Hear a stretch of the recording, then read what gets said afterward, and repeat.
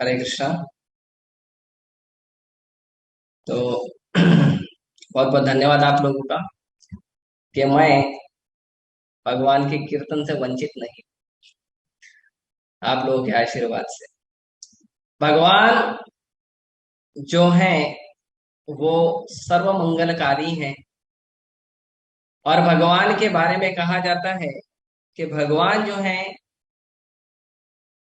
वो उनका गुण, उनका रूप, उनका नाम, उनके जो पैराफेरनेलिया है, जो भी चीजें उनसे संबंधित है, उसमें और भगवान में अंतर नहीं हो। कल मैं लेक्चर सुन रहा था आप श्रील प्रभुपाद जी का। प्रभुपाद जी उसमें वर्णन करते हैं, इनफैक्ट आज सुबह ही जो लेक्चर हो रहा था प्रभुपाद जी उसमें वर्णन करते हैं कि गुरु भी भगवान के समान है। और इसको श्रील विश्वनाथ चक्रवर्ती ठाकुर जी के जो आ, उन्होंने गुरुवाष्टक लिखा है, जो हम रोज मंगल आरती के लिए गाते हैं अपने गुरु को प्रणाम करने के लिए, तो उसमें हम कहते हैं साक्षात गुरु साक्षात हरित्वेन समस्त शास्त्र, कि जो गुरु है वो क्या है? साक्षात हरि है, साक्षात भगवान। और गुरु की कृपा से ही, शुद्ध वैष्णव की कृपा से ही हमें ये मौका प्राप्त होता है। वरना यदि हम अपने आप को देखें, आप लोग तो अच्छे भक्त हैं, लेकिन अगर मैं अपने आप को देखूं तो संभव नहीं है कि इस तरह से आप लोगों के सामने चर्चा करना, वो भी कलयुग के सबसे महान ग्रंथ पर चर्चा करना कैसे संभव है। थोड़ा सा हम समझने का प्रयास करेंगे श्रीमद् भागवत महापुराण, जो केवल श्रवण और कीर्तन का जो आनंद देता है, और केवल श्रवण और कीर्तन के माध्यम से हमें परम गति दे देता है। हाँ, उसकी क्या महिमा है, क्या शक्ति है। क्योंकि अभी श्रवण कीर्तन ही हम चर्चा कर रहे हैं, ये श्लोक श्रवण कीर्तन पर ही है। और ब्रह्मा जी जो हमारे पहले आचार्य हैं, ब्रह्म मध्व गौड़ीय संप्रदाय के जो प्रवर्तक आचार्य हैं हमारे ब्रह्मा जी, वो बता रहे हैं इस बारे में कि जो लोग हैं जो आपकी कथा और कीर्तन का जो अ, गुणगान जिनको नहीं मिलता है वो अभागे हैं। वो कह रहे हैं वो अभागे हैं। अच्छा, तो ब्रह्मा जी तो आचार्य हैं एक संप्रदाय के, ठीक है, आचार्य के रूप में कहते हैं। नहीं, ब्रह्मा जी रचयिता है, सृष्टि का सृजन ब्रह्मा जी करते हैं। तो इस दृष्टि से देखा जाए तो इस सृष्टि में जन्म लेने वाला हर जीव के ऊपर ये बात लागू होती है ना। कोई बोलेगा नास्तिक लोग हैं, कोई बोलेंगे नहीं नहीं आप लोग भक्ति करने वाले लोग हैं, इसके लिए ऐसा बड़ा बड़ा बात है। हाँ? आप बोल सकते हैं क्योंकि आपको आस्था नहीं है प्रभु में, लेकिन आपको बनाने वाले ब्रह्मा जी कह रहे हैं कि तुम अभागे हो यदि तुम हरि कीर्तन में तुम्हारा भाग्य नहीं है। तो जिस समय श्रीमद् भागवत का अवतरण होना प्रारंभ हुआ, जिस समय निश्चित हो गया कि अभी श्रीमद् भागवत का अवतरण होगा, सुखदेव गोस्वामी आ गए, परीक्षित महाराज आ गए, और दोनों आ गए, दोनों आमने सामने बैठे हैं। उनके सामने 88,000, नहीं 88,000 तो शौनकादि ऋषि के समय, उनके सामने बहुत सारे देवर्षि, नाद देवर्षि, ब्रह्मर्षि, जितने सारे राजर्षि, जितने सारे बड़े बड़े ऋषि मुनि थे, सब आकर बैठे। इंद्र भी आ गए, इंद्र भी आ गए अपना अमृत पात्र लेकर। इंद्र ने कहा कि सुखदेव गोस्वामी जी, हे प्रभु आप ऐसा करिए, देखो हम परीक्षित महाराज को क्यों सुना रहे हैं भागवतम, क्योंकि उनको 7 दिन बाकी है और 7 दिन बाद उनकी मृत्यु निश्चित है। तो हम ऐसा क्यों नहीं करें कि मैं इनको अमृत पिला देता हूं, ये मरेंगे ही नहीं, परीक्षित महाराज मरेंगे नहीं। इनको अमृत दे दो और भागवत हमको सुना दो। भागवत हमको सुना दो। तो सुखदेव गोस्वामी ने कहा, इन लोगों को भगाओ यहां से, ये तुम्हारा अधिकार नहीं है भागवतम पे, भगाओ यहां से, सबको वापस भेज दो। और आप जानते हैं, ऐसे तो इंद्र देवराज हैं, प्रतिनिधि हैं भगवान के, बहुत अच्छे भक्त भी हैं, लेकिन थोड़ा बहुत है ना ऐश्वर्य है उनके पास। तो इंद्र जी हैं, वो सीधे चले गए ब्रह्मा जी के पास। अब ब्रह्मा जी को जाके बोले, हे प्रभु, ऐसा क्या खास है इन मनुष्यों में, ऐसा क्या खास है इन मनुष्यों में जो भागवत महापुराण की कथा इन मनुष्यों के लिए दी गई है और हम देवताओं के लिए नहीं। और ऐसा क्या खास ग्रंथ है ये भागवतम, ये श्रीमद् भागवत पुराण, ऐसा क्या खास दिव्य ग्रंथ है, क्या शक्ति है इसकी। तो ब्रह्मा जी बोले, रुको मैं देखता हूं, टेस्ट करेंगे। तो उन्होंने एक तराजू लेके आया और तराजू में एक तरफ उन्होंने सारे ग्रंथ रख दिए, जितने ग्रंथ उपलब्ध हैं, वेद व्यास जी के द्वारा लिखे गए जितने भी ग्रंथ हैं। अभी हमारे पास तो छोटे छोटे होते हैं, है ना, लेकिन वहां पे स्वर्ग आदि जो स्वर्ग लोक है, ब्रह्म लोक है, ये जितने लोक हैं इसमें तो बहुत बड़े बड़े होते हैं, काफी ज्यादा ज्यादा श्लोकों के होते हैं। तो ये जो अ, सारे ग्रंथों को उन्होंने क्या किया, उठा के एक तराजू में रख दिया, दूसरे तराजू में उन्होंने भागवत महापुराण, ब्रह्मा जी। और जैसे ही भागवत महापुराण को रखा, भागवत महापुराण का पलड़ा पूरा नीचे हो गया और सारे ग्रंथ, तो लगा शायद तपस्या वगैरह भी जोड़ना पड़े, तो उन्होंने यज्ञ, दान, तपस्या सब जोड़ दिया, सब डाल दिया उसमें दूसरे पलड़े में। फिर भी भागवतम का पलड़ा भारी। ब्रह्मा जी बोले, ये शक्ति भगवान के नाम कीर्तन की ये शक्ति है। इसीलिए कलयुग के लिए जब देखा कि ये तो यज्ञ नहीं कर सकते, ये तो तपस्या नहीं कर सकते हैं, और तो और छोड़ो, कलयुग में 1 BHK का रूम लेना मुश्किल हो जाता है, मंदिर कैसे बनाएंगे। हाँ? फिर भी भक्तों की महिमा आगाध है, और प्रभुपाद जी जैसे जो निष्ठ आचार्य है उनकी महिमा आगाध है, तो ऐसे कलयुग में भी इस्कॉन जैसे भव्य मंदिरों का निर्माण कर देते हैं। तो देखा ये सब मुश्किल है। आप चाहे मुंबई में रहिए, चाहे दिल्ली में रहिए, किसी भी मेट्रोपॉलिटन सिटी में रहिए, नाम तो है मेट्रोपॉलिटन सिटी, हाँ, और उसमें है झुग्गी झोपड़ियां। और झुग्गी झोपड़ियां में भी लोग खुद के घर में कम रहते हैं, भाड़े में ज्यादा। बताइए, ऐसी परिस्थिति वाले कहाँ से मंदिर बनाए। वो तो जेब में ऐसे 2 रुपया ढूंढते हैं और ऐसे भगवान को चढ़ा देते हैं और बोलते हैं 2 लाख का लॉटरी लगा दे, बिजनेस। अच्छा बिजनेस है ना, 2 रुपए से 2 लाख रुपए मिलेगा तो बहुत अच्छा। वो भी नहीं कर सकते हैं।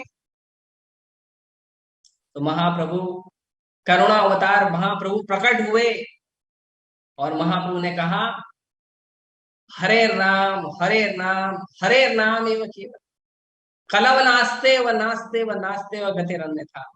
ये कलयुग में कुछ और नहीं है, केवल हरि का नाम है, केवल हरि का नाम है, केवल हरि का।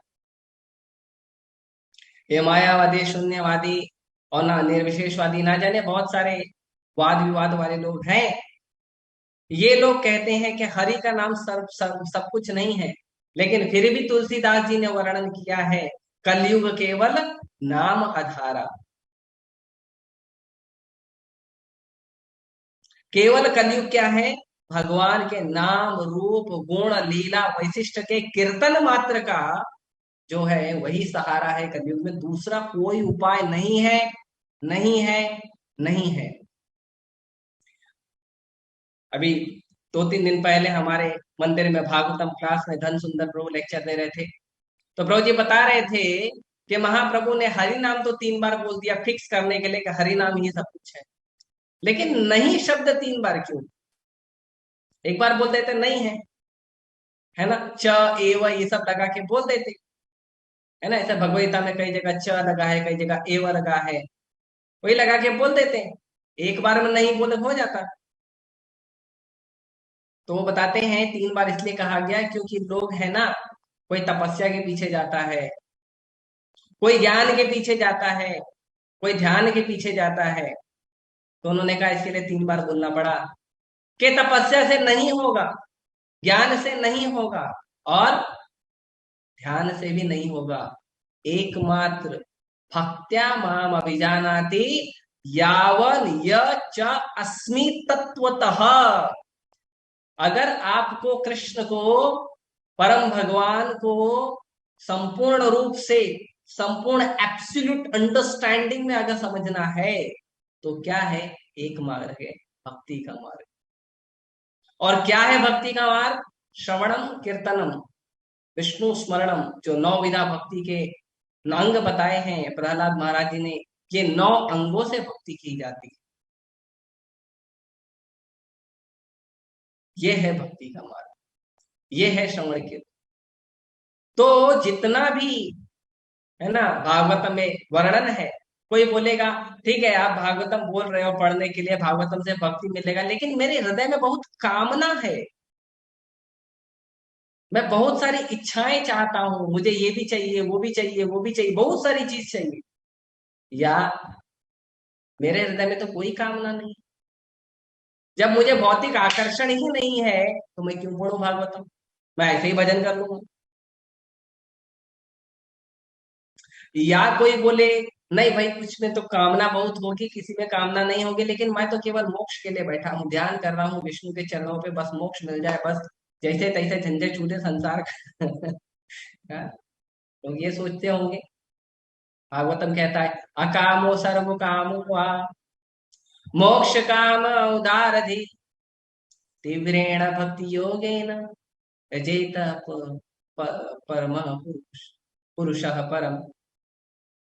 कि आपके मन में चाहे हजारों लाखों कामनाएं हो, या अकामो कोई कामना ना हो, अकामो सर्व कामो हुआ, कोई कामना नहीं है हृदय में, या बहुत सारी कामना है, या मोक्ष काम उदार धी, या मोक्ष की कामना है, तो भी करना क्या है? तीव्रेण भक्ति योगेन, दृढ़ता से, तीव्रता से भक्ति करना है, और कुछ नहीं करना है। अच्छा किसकी भक्ति करना है? शिव जी की करना है, दुर्गा मैया की करना है, गणेश जी की करना है? अभी दुर्गा मैया आ रही है शेरों की सवारी। किसकी भक्ति करना है? तीव्रेन भक्ति योगेन यजेत पुरुषः परम, जो परम पुरुष भगवान है। परम पुरुष भगवान कौन है? तो गणित लगाते बैठते हैं लोग शास्त्रों के लेके, कोई शिव पुराण लेके आ जाता है, कोई दुर्गा जी का पुराण, कोई गणेश जी का पुराण, अलग अलग पुराण लोग लेके आ जाते हैं। किसी को बोलो भगवदगीता में कृष्ण कहते हैं हम परम भगवान हैं, नहीं हम कैसे मान लें? अरे कृष्ण स्वयं बोल रहे हैं हम भगवान, अरे अहंकार वश बोल दिया उन्होंने। बहुत सारे देवी देवताओं का अहंकार है ना। एक संस्था है, नाम नहीं लूंगा, वो लोग प्रभुपाद जी की पुस्तकें लेते हैं और प्रभुपाद जी की पुस्तकों के अंदर पॉइंट ढूंढते हैं, और पॉइंट ढूंढ के बताते हैं देखो तुम्हारे प्रभुपाद जी ने गलत लिखा है, तुम्हारे संस्था ने गलत लिखा है। तो उनमें से एक व्यक्ति को मैंने प्रश्न पूछा, मैं बोला अच्छा एक बात बताओ, भगवत गीता भगवान ने किसको सुनाया था? ठीक है भगवान ने, कृष्ण ने किसको सुनाया था? बोले अर्जुन को। तो फिर मैंने पूछा क्या तुम अर्जुन से ज्यादा बुद्धिमान हो? तो कहता नहीं अभी तो नहीं। बोला क्या तुम्हारा गुरु जी अर्जुन से ज्यादा बुद्धिमान? अर्जुन कह रहा है परम ब्रह्म परम धाम पवित्रम परमम भगवान पुरुषम, भगवान को परम पुरुष के रूप में अर्जुन स्वीकार कर रहा है। भगवत गीता सुनने वाला डायरेक्ट अर्जुन सुन के इमीडिएटली बोलता है कि आप परम पुरुष भगवान हैं। और आप लोग, आपके जो गुरु जी हैं, और बाकी जो आप लोग प्रयास कर रहे हैं थोड़ा बहुत जीवन यापन का भक्ति के सहारे से, बहुत बड़ा अपराध है। भक्ति के सहारे से जीवन यापन क्यों कर? अरे मुंबई में कचरा उठाने वाला भी जीवन यापन कर लेता है, भक्ति को क्यों खराब कर रहे हो? बड़ा दुख होता है देखकर। भक्ति को, भगवान को लेकर जीवन यापन की बात कर। जीवन यापन तो आपके घर में, हमारे घर में अगर कोई छोटा मोटा कीट होगा, उसका भी जीवन यापन हो जाता है बिना मेहनत के। तो जीवन यापन के लिए भक्ति का नाम क्यों खराब कर? तो जब मैंने ऐसा कहा तो वो हड़बड़ा गया और इमीडिएटली यू टर्न मार के चले गया, कुछ बोला ही नहीं, कुछ बोला ही नहीं। ऐसे लोग हैं। तो अर्जुन के, हमें अर्जुन जैसे जो निष्ठ भगवान के भक्त हैं, ऐसे लोगों से स्वीकार करना चाहिए। अर्जुन ने कहा भगवान ऐसा नहीं है कि मैं बोल रहा हूं, आहु ऋषया सर्वे देवर्षि नारदस्तथा असितो देवलो व्यास। सारे ऋषि कहते हैं, ऋषय सर्वे, है ना, ऐसा नहीं चार पांच का नाम लिया हो तो चार पांच की बात हो रही है भगवान, नहीं, ऋषय सर्वे, सारे ऋषि मुनियों का यही मत है प्रभु कि आप ही हो परम ब्रह्म, परम धाम, पवित्रम परमम भवान पुरुषम, परम पुरुष भी आप ही हो और आदि देवम। लेकिन मैंने तो जन्म लिया है, नहीं, अजम विभो, अजम भी हो और विभु भी हो, आप ही हो भगवान सब। इतने नाम अर्जुन के, एक कीर्तन हो जाएगा। भगवान के जो नाम अर्जुन ने दिए, वो नाम का जो श्लोक है वो कीर्तन है स्वयं में। बताइए। तो ऐसे भगवान का गुणगान नहीं करने से क्या होता है, देखते हैं क्या कहते हैं ब्रह्मा जी उन लोगों के बारे में जो लोग भगवान का गुणगान नहीं करते हैं। हम प्रभुपाद जी के तात्पर्य से समझने का प्रयास करेंगे थोड़ा सा। इस प्रश्न का एकमात्र उत्तर है कि वे इंद्रिय तृप्ति के निमित्त ही किए गए अपने अपराध पूर्ण कार्यों पर अधिदैव नियंत्रण के कारण अभागे हैं, किंतु भगवान के शुद्ध भक्तों को ऐसे अभागों पर तरस आता है। अच्छा, इसके पहले अगर हम देखेंगे हमारे अनुवाद में, तो अनुवाद में ब्रह्मा जी बहुत सुंदर लिखते हैं, तनिक देर के लिए इंद्रिय तृप्ति का भोग करने हेतु अशुभ कार्य में लग जाते हैं। थोड़ी देर के लिए इंद्रिय तृप्ति करना है, उसके लिए अशुभ कार्य में लग जाते हैं। अच्छा, इसका क्या मतलब हुआ? आप में से कोई मेरी सहायता करना चाहेगा? इसका क्या मतलब हुआ कि थोड़ी ही देर के लिए हमको आनंद मिलता है भौतिक जगत में? लोग तो बोलते बहुत आनंद। कोई बताएगा? यस, वंदना माता जी। प्रभु जी, जो भी मटेरियल चीज होती है, जो भी भौतिक वस्तु होती है, उसका आनंद बिल्कुल क्षणिक मात्र होता है। जैसे कई लेक्चर्स में बताया गया है कि अगर आपको भूख लगी है और कोई आपको रसगुल्ला प्रदान करे तो आप एक खा लोगे, दो खा लोगे, तीन खा लोगे, लेकिन जब आपको ज्यादा किए जाएंगे तो वो वॉमिट के रूप में या अरुचि के रूप में आपको लगेगा। तो वही यस, रसगुल्ला मतलब जो आप, हमारी लिमिट है, हाँ, लिमिट है। हमारे लिमिट है। और कोई?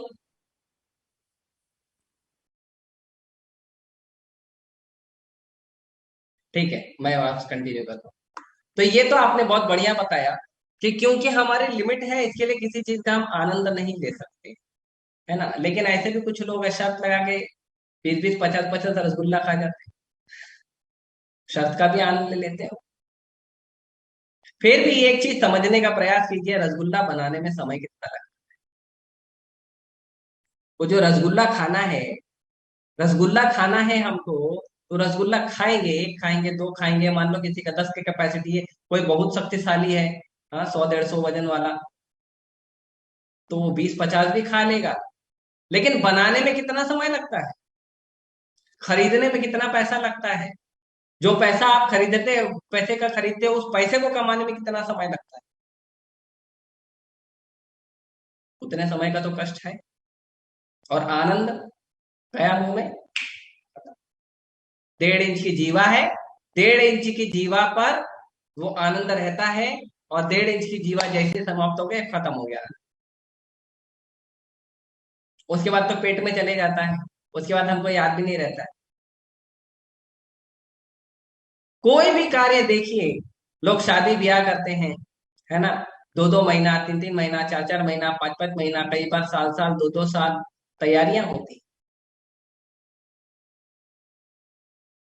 और उसके बाद महीना, 2 महीना, 3 महीना, 4 महीना, बस उसके बाद झगड़ा होता ही है। कई लोग आके बताते हैं, मत अनबन हो जाती है, मतभेद हो जाता है। पढ़ाई कर रहे हैं, बहुत पढ़ाई किया, मान लो कोई बच्चा है 10वीं की पढ़ाई किया, 10 साल मेहनत किया, 99.99 लेके आया। कितना समय का आनंद है वो? 2 मिनट, 5 मिनट, 2 घंटा, 2 दिन, 5 दिन, 10 दिन, उसके बाद 12वीं की तैयारी करो। और 12वीं हो गया तो उसके बाद डिग्री की तैयारी करो, जो भी आपको इंजीनियरिंग लेना है, मेडिकल लेना है, कॉमर्स लेना है, साइंस लेना है, जो पढ़ाई करनी है, बैंकिंग करना है, अकाउंट्स लेना है, जो करना है करिए। उसके बाद उसकी तैयारी, फिर वो तैयारी जैसे ही पूरी हुई, जैसे सर्टिफिकेट हाथ में आया, इमीडिएटली नेक्स्ट क्वेश्चन क्या आता है? नौकरी कहाँ मिलेगी, पगार कहाँ मिलेगी? कोई बोलेगा नहीं, हम अपना धंधा डालेंगे, ठीक है धंधा डाल। फिर धंधे का कष्ट, दिन भर की मेहनत करने के बाद कुछ मुट्ठी भर रुपया आता है, घर पहुंचते पहुंचते खत्म हो जाता है। तो जितना मेहनत कर रहे हैं, उस मेहनत के प्रोपोर्शन में जो आनंद है वो क्षणिक है। 0.1% का भी आनंद नहीं है, उसके लिए लोग मेहनत करे जा रहे हैं। अब बहुत मेहनत करते हैं, भूख लगी है, भोजन पकाना है। आप सभी माता जानते हैं, 2-2 घंटा, 2.5-2.5 घंटा मेहनत करते हैं, है ना।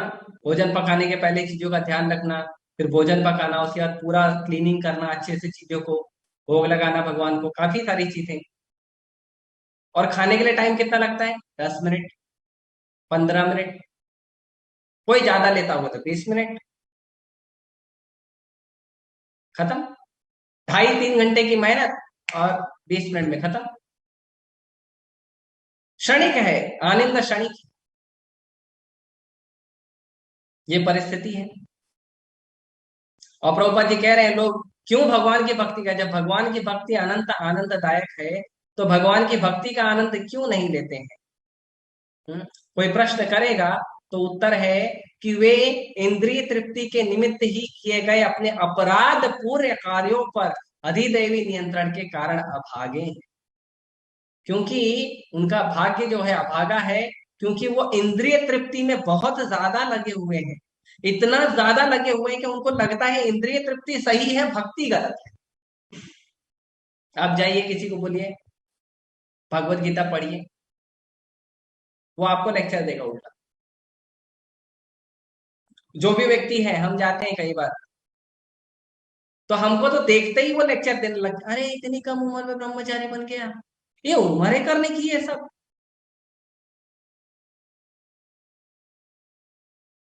और बाद में प्रचार करो तो फिर वो और हावी हो जाते हैं, अरे खाओ पियो आनंद लो।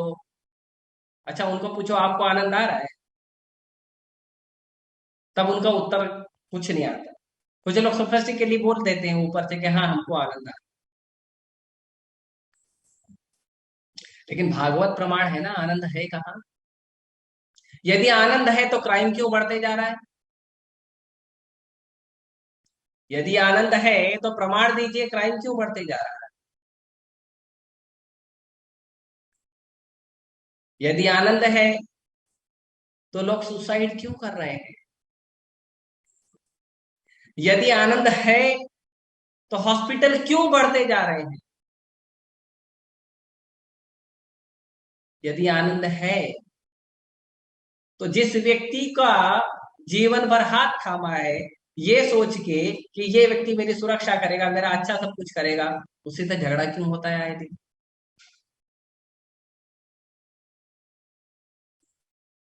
यदि आनंद है, पढ़ाई लिखाई का देख लो, टीचर स्टूडेंट का कितना परेशानी हो जाता है। टीचर पढ़ाता है ये सोच के कि मुझे पगार मिल रहा है, और स्टूडेंट सोचता है ये पढ़ के कि मुझे पगार मिलेगा। हैं? ये परिस्थिति है। आनंद है कहाँ? आनंद तो दिखाइए। कोई भी व्यक्ति कोई काम कर रहा है, उसको पूछो आप ये काम कर रहे हैं इसमें आनंद है? नहीं, वो पोस्ट डेटेड चेक देगा, नहीं मैं काम कर रहा हूँ ना इससे आनंद आएगा। Post dated cheque. हाँ, एक हफ्ते के बाद ये चेक आप अकाउंट बैंक अकाउंट में डाल दें, एक हफ्ते के बाद मेरे को आनंद मिलेगा, 10 दिन के बाद मुझे आनंद मिलेगा, 1 साल के बाद आनंद मिलेगा, बच्चे हो जाएंगे तब आनंद मिलेगा, पोतों का चेहरा देखूंगा तब आनंद मिलेगा। कब आनंद मिलेगा भाई?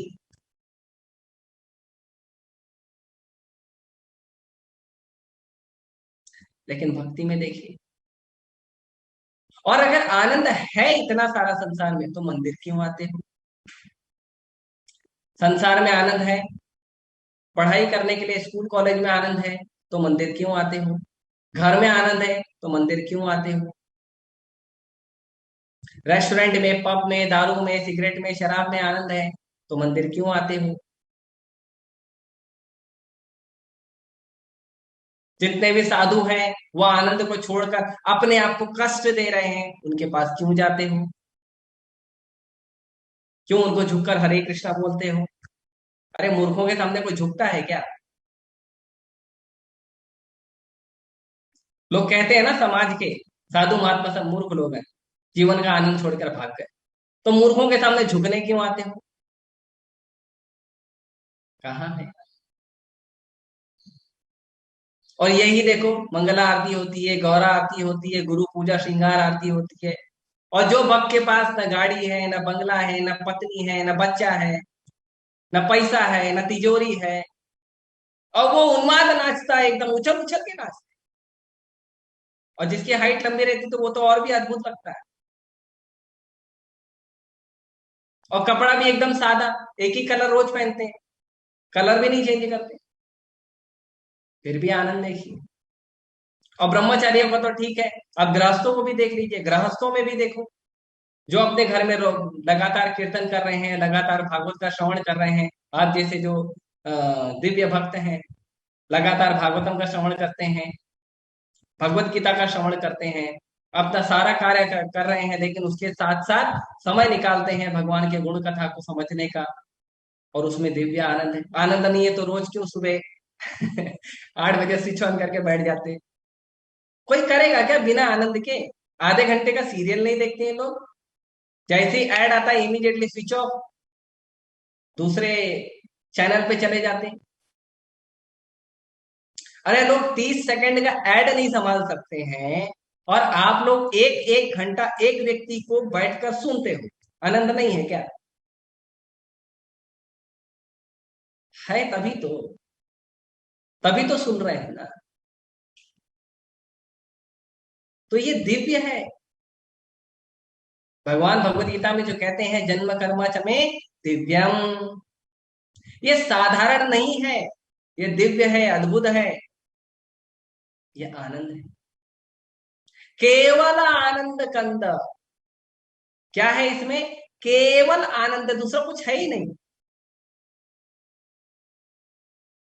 भक्ति का फल ऐसा है, कहीं से भी खाओ मीठा लगेगा, डंडी भी नहीं चुभेगी, और गुठली का भी टेंशन नहीं होगा, और छिलका निकालने का पहले का टेंशन तो है ही नहीं। केवल पल्प है, केवल ओनली पल्प। और इसका आनंद है कहाँ? श्रवण और कीर्तन। हम्म आगे कहते हैं, प्रभुपाद जी आगे कहते हैं कि ऐसे अभागों का क्या होगा? किंतु भगवान के शुद्ध भक्तों को ऐसे अभागे लोगों पर तरस आता है, और वे धर्मोपदेश के भाव में उन्हें भक्ति के मार्ग में लाने के लिए राजी करने का प्रयास करते हैं। केवल शुद्ध भक्तों की कृपा से ऐसे अभागे लोग दिव्य सेवा के पद तक ऊपर उठ पाते हैं। तो जब ऐसे अभागे लोगों को दो लोग देखते हैं तो दुख आता है, तरस आता है, बड़ा दुख होता है। अगर आप देखिए जाके, जहां लोग बहुत घनघोर तरीके से भौतिकता में लगे हैं, बड़ा दुख आता है। ट्रेन में, बस में, और कहीं कहीं मुंबई में तो मीटर वाला रिक्शा चलता है। मुंबई के बाहर आप देखोगे कई जगह पे, मुंबई से जस्ट बाहर चले जाओ, कल्याण डोंबिवली भी चले जाओगे तो देख सकते हो आप, बिना मीटर का चलता है। एक रिक्शे में छह छह सात सात आदमी बिठाते हैं। आप देखिए, कहाँ दिव्य मनुष्य का जीवन था, अपने ही घर में गोधन, गज धन, बाज धन, ना जाने क्या क्या धन था हमारे पास। घोड़ा, हाथी, गाय, बैल, बहुत सारे हमारे पास धन थे, इनको छोड़ दिया। कुछ लोग कहते हैं अरे गाय रखेंगे तो उसको बहुत संभालना पड़ता है, लेकिन अपना जो लोहे का टमटम है उसको बाइक बोलते हैं अंग्रेजी में, उसको रोज सुबह लेके धुलाई करते हैं। गाय को नहीं धुलाएंगे, अपनी बाइक को धुलाएंगे। गाय को चारा खिलाना महंगा पड़ता है, लेकिन बाइक को 100 रुपए लीटर महंगा पेट्रोल खिला पिला सकते हैं। हाँ, अब बढ़िया बड़ ध्यान से सफाई करते हैं, और एक भी पुर्जा खराब हो गया तो उसके लिए बड़ा बड़ा कीमत भी चुकाते हैं, गैराज में लेके जाते हैं।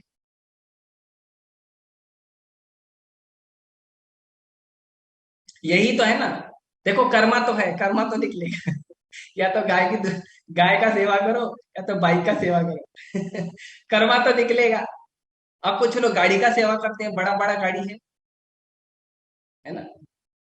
गाय नहीं पाल रहे हैं तो मत पालिए, लोहे के पतरे को धोइए, लोहे के पतरे को साफ करिए, साबुन लगा कर धोइए, बीच बीच में पेंटिंग भी कर सकते हैं आप। इतने सारे धन को हमने छोड़ दिया। लोग कहते हैं क्या पशु के साथ जीना, भारत की जब बात करते हैं लोग तो कहते हैं क्या पशु के साथ जीना। अच्छा, और आज जब गाय, भेड़, बकरी और ना जाने कौन कौन से वो पशु होते हैं जिनकी तरह हम ट्रेन में अपने आप को पशु की तरह ढकेल कर लेकर जाते हैं, एक एक हैंगर में 25-25 हाथ लटके रहते हैं, एक दूसरे की पसीने की बदबू सूंघते रहते हैं, तब वो पशु जीवन नहीं है? वो भी तो पशु जीवन है। भगवान की भक्ति छोड़ने का नतीजा देखिए। लोग कहते हैं हम तो आनंद में, दिखाओ आनंद, एक आनंद दिखाओ, श्रवण और कीर्तन भगवान की महिमा का सुनने का और गुणगान करने को छोड़कर एक आनंद दिखा दो। ट्रेनों में जा रहे हैं भर भर के, बस में जा रहे हैं भर भर के, ऑटो में जा रहे हैं भर भर के। हाँ, गांव में तो वो क्या बोलते हैं, जीप जैसा टेम्पो चलता है, उसमें जा रहे हैं भर भर के। और कैसी कैसी परिस्थिति है लोगों की। और जिनके खुद की गाड़ी है, उसको पार्किंग का भी स्पेस रखना पड़ता है, उसकी धुलाई करनी पड़ती है। ऐसे अभागे लोगों पे भक्तों को तरसा, और सच में तरसा, कि अपने बच्चों को नहीं नहलाएंगे कि चलो अपने बच्चे से प्रेम का आदान प्रदान कर, नहीं वो नहीं करेंगे। बाइक को नहलाएंगे, गाड़ी को नहलाएंगे, बच्चों से प्रेम का आदान प्रदान नहीं करेंगे। बच्चों को नहीं खिलाएंगे, बाइक को पेट्रोल डलवाएंगे। तो आप तो भौतिक जीवन में भौतिक परिस्थितियों के साथ भी आनंद नहीं ले पा रहे हैं। इसीलिए भगवान के भक्तों को ऐसे भौतिकतावादियों पे तरस आता है। और इसीलिए श्रील प्रभुपाद जी जैसे महान आचार्य और उनके जितने भी अनुगत अनुयायी हैं, उन्हें तरस आता है, और वो लाखों करोड़ों अरबों जोखिम लेकर वो ऐसे लोगों को भौतिक जीवन से बाहर निकालने के लिए सदा भगवान का नाम कीर्तन करते हैं, गुणों का, भगवान के वर्णन करते हैं, ताकि कभी तो इनके कान में पड़ेगी ये बातें, कभी तो ये सुनेंगे, और कभी तो धीरे धीरे ऊपर आएंगे। लोगों को लगता है ये हरे कृष्णा जो कीर्तन करते हुए रास्ते पर चलते हैं, ये कौन है? ये कीर्तन करते हुए रास्ते पे चलते हुए पागल लोग हैं, पैसा जमा करने के लिए आए हुए। उनको पता नहीं, उनके उद्धार के लिए आए हैं ये भक्त। और उनको पता भी नहीं चलता, उनका उद्धार होना शुरू हो जाता है। कान में हरिनाम पड़ता है, प्रसाद ले लेते हैं, और उनका उद्धार धीरे धीरे धीरे धीरे शुरू हो जाता है, आगे बढ़ता है। तो भगवान का श्रवण कीर्तन परीक्षित महाराज जैसे महाभागवत भक्तों के माध्यम से जो प्रकट हुआ, इंद्र आदि देवी देवताओं को जो भी जो दुर्लभ है वो हमें प्राप्त हुआ है। लेकिन भाग्य नहीं है ऐसे लोगों का जो श्री भगवान के श्री गुणानुवाद को सुन सके, उन तक पहुंच नहीं रहा है। इसीलिए भक्तों का प्रयास होना चाहिए, जितना हो सके उतना अदम्य प्रचार करें, अदम्य प्रचार करें, सभी को जाकर बताएं हरे कृष्ण महामंत्र, सभी को दें भगवत गीता, भागवतम, भागवत का महीना चल ही रहा है, भागवतम दें, सभी को ज्यादा से ज्यादा प्रचार करें, क्योंकि हमें प्रभुपाद जी का सहायक बन हमें प्रभुपाद जी का सहायक बनना है। क्यों? प्रभुपाद जी को हमारी जरूरत है? नहीं, क्योंकि उनका सहायक बनेंगे ना तो भगवान देखेंगे कि हम क्या हैं, हम भक्तों की सेवा कर रहे हैं। भगवान जब देखेंगे हम प्रभुपाद जी की सेवा कर रहे हैं तो भगवान हम पर कृपा करें, भगवान हमें भी शुद्ध करें, उनके माध्यम से हमें भी कृपा मिले। तो जो शुद्ध भक्त हैं भगवान के, उनकी सहायता करें, उनके साथ मिलकर सेवा करें, ताकि हम भी शुद्ध हों। और ऐसे जो जीव हैं ऐसी ऐसी परिस्थिति में फंसे हुए हैं, उन्हें भी बाहर निकालने का प्रयास करें। तो मैंने थोड़ा बहुत चर्चा किया है, जितना मुझे समझ में आता है। आगे आप लोगों को कोई प्रश्न है, सुझाव है तो बोल सकते हैं। मेरे ख्याल से मैं थोड़ा सा कठोर बोल दिया था लेक्चर में, तो उसके लिए मुझे क्षमा करें।